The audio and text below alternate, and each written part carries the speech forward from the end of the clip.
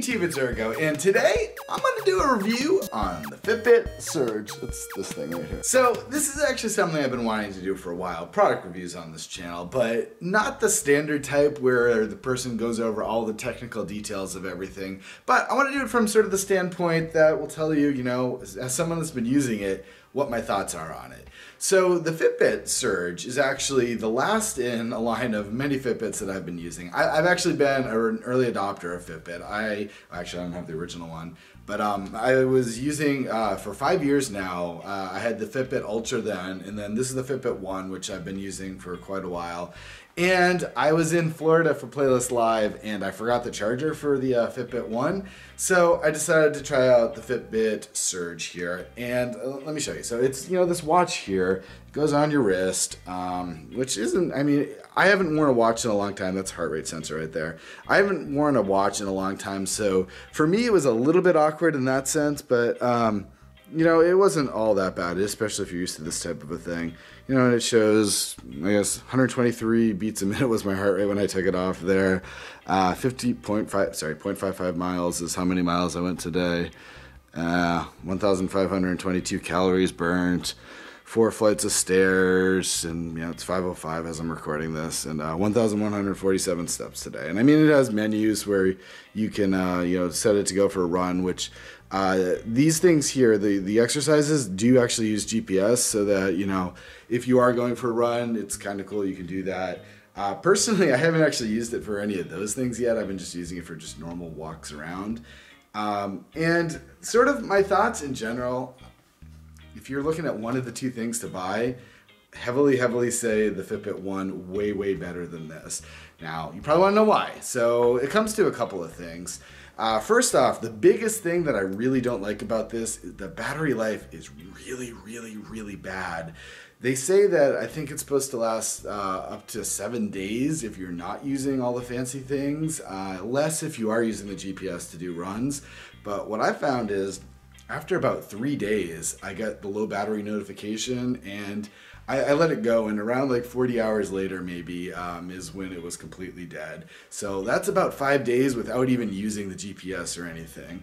And I tried, you know, even turning off the notifications completely, just no good. The only thing it's really doing is, you know, the heart rate monitor. So I don't know, just for that reason alone, I really don't like this.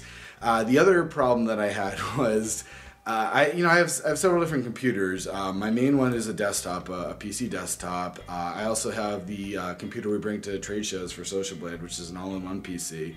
It wouldn't charge on either of those. The only thing that I could find that this thing would actually even charge on was when I plugged it into my MacBook. It, you know, see right here, it has sort of a proprietary USB port on here, this right here, and it plugs into your computer with just a normal USB cable on that. So yeah, I don't know why it wouldn't charge. Like, it plugs in, it recognizes it, it charges for like a second, then it just stops charging. Big problem. If you guys have a MacBook, and I guess, you know, you won't have a problem with that, but other computers, I don't know. Oh, I even tried a powered USB hub, no good. So big problem on the charging, and with the battery life as poor it is, just not good. The other thing I found was I even wore both of these at the same time.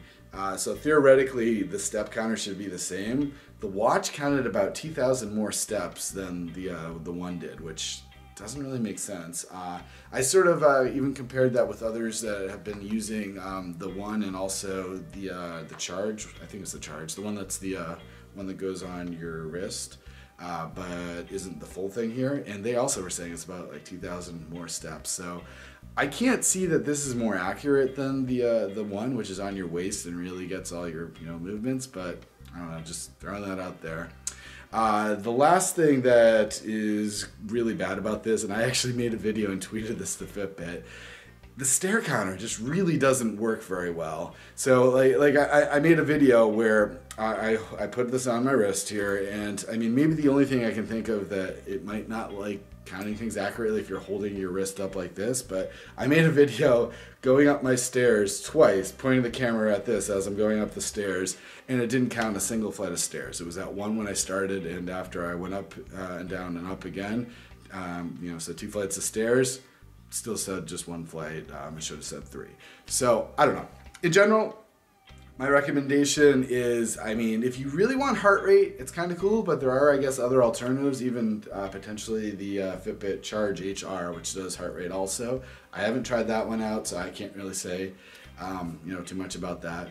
The heart rate thing does work on here, so I mean, that is cool if you want to at least get that information, but just with the other problems that it has with this, with a $250 price tag, I'm going to be returning this myself. It is not working, in my opinion, to the specs, so it's just not going to work out, which is sad because I've been a fan of Fitbit for so long, but I'm going to be going back to the one. That's what I recommend for you guys also, if you're at all interested. Anyway, guys, thanks for watching. Thanks for commenting, liking, and subscribing. And I hope you really do like this format of video here, because there's some other things that I want to talk about and tell you my thoughts on as well. And I hope you'll be interested. All right, until next time, you guys have a great day. Take care.